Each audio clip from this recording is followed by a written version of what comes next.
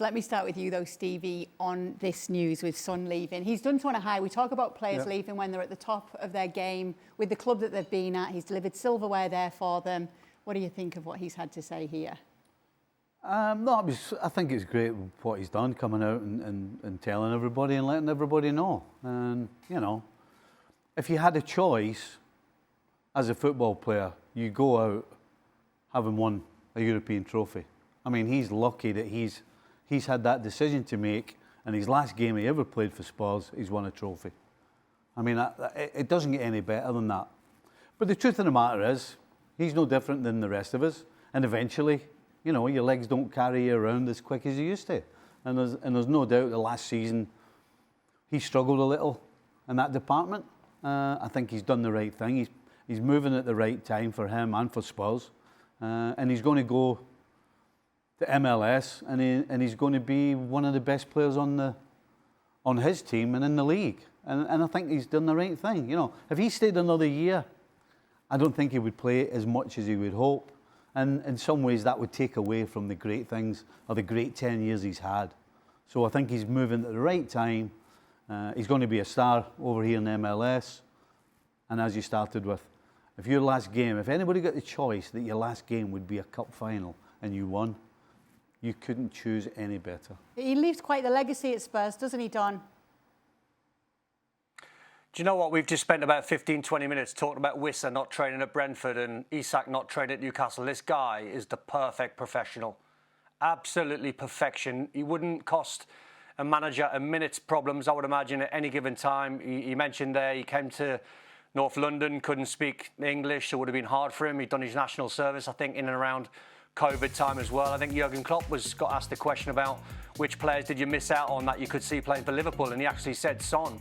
So when you look at what he's done over 300 games, being a perfect professional, being an ambassador, a role model for lots of young players, not just in the Premier League, for all around the world, I think he leaves as an absolute Tottenham legend. I think he's just perfection. Son to LAFC, do you like it? Yeah, I think so. I think LAFC is one of the more recognizable, if not one of the newer brands in MLS, but also one of the more recognizable brands in Major League Soccer. And I think he brings still a player with a lot of quality, a lot of experience, a lot of success. There is a large Korean population in LA as well, so it would address that as well. Not that LAFC is struggling with fans because they pack that stadium all the time. But it's just, it gives LAFC, a team that is always discussed as being one of the favorites in Major League Soccer to win MLS Cup, it gives them a different profile. It escalates and elevates the profile of this club from being a contender to, hey, this is now at a level where we can talk Inter Miami, we can talk LAFC, we can talk Messi on one side, Son on the other side. We have our superstar and the player that we can build around. Having said that, they've tried to do that in the past. They've tried to do it with Gareth Bale, and you could say that didn't quite work out, although, as I've mentioned in the past in this show, he scored one of the most important goals in LAFC history to get that MLS Cup into a penalty kick shootout, which eventually they won. And they also tried with Olivier Giroud, and that did not work.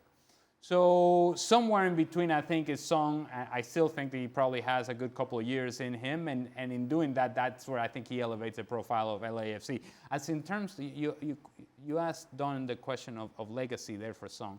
If you asked one manager specifically in the Premier League as to who they think was the most dangerous player against their team, and it may just be my observation bias, but I have to imagine Pep Guardiola says, thank the Lord this guy is going somewhere else. Because every time that Spurs was playing, seemingly the Spurs were playing against Manchester City, even when Manchester City were at their best, it was Son that in the counterattack was killing Manchester City. And that's the image that I have of Son in the Premier League. Him, time and time again, killing Manchester City and Pep Guardiola and always being a pain in the backside.